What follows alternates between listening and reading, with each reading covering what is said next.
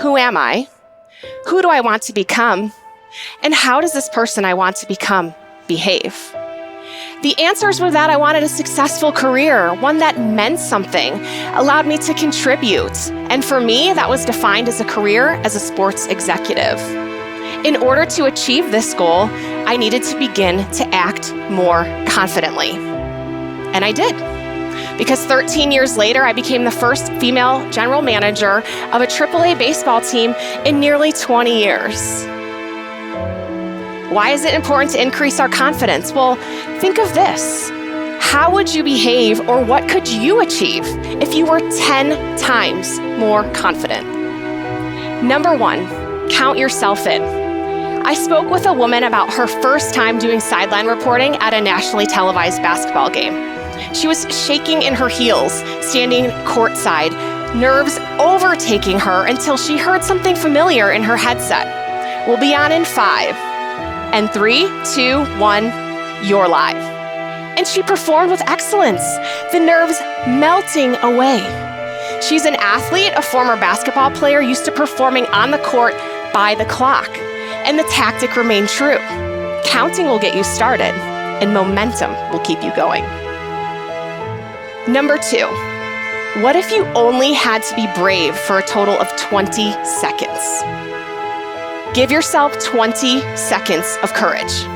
This behavior helped me enormously when I published my podcast, Leadership is Female, bold title and all, for all the world to see, hear, critique, and have their opinions.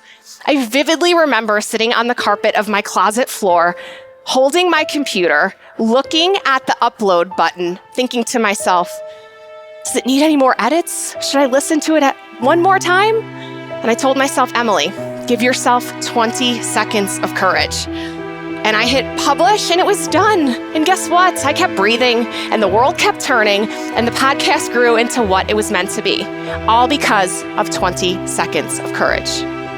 Number 3, take a seat at the table. Not metaphorically speaking, actually take a seat at the table. I spoke with a woman who represents some of the biggest names in baseball, and she told me a story about taking a seat at the table. She noticed women waiting around the edges of the room, waiting for the seats to be filled, and worse yet, she was doing it too. In order to become the more confident woman that she envisioned herself to be, she needed to go in, sit down, speak her mind, and get the deal done. That started with one simple action, taking a seat at the table. Number 4, cheer for other people's success. They say that women will pull up the ladder behind them. What if you didn't? What if you extended a hand back to lead her forward? What if you celebrated the success of a colleague rather than feeling sorry for yourself that it was not you accepting the accolades? Confident people celebrate the success of others rather than feeling threatened.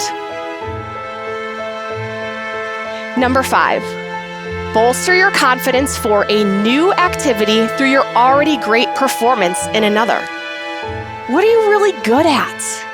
What is easier today than it was 1 year ago? What is your most proud accomplishment? Answer those questions. Think about those answers.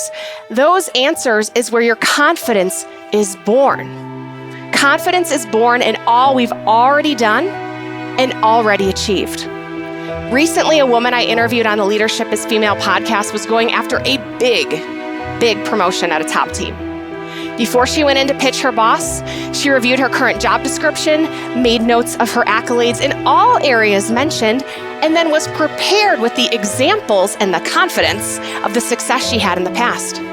She got the promotion. Use your prior success to propel yourself forward. And number 6, celebrate constantly. How often do we reach our goals and then just immediately move on? When we do this, the recollection of that success is diminished. How can we confidently move forward if we can't remember what we achieved, or worse yet, link that accomplishment to stress? Find ways to celebrate that are meaningful to you, like creating a highlight reel in your cell phone of your most proud accomplishments. It doesn't matter how you celebrate, it matters that you do. This will create a marker in your brain to rewire and reinforce the behaviors that led to the success in the first place.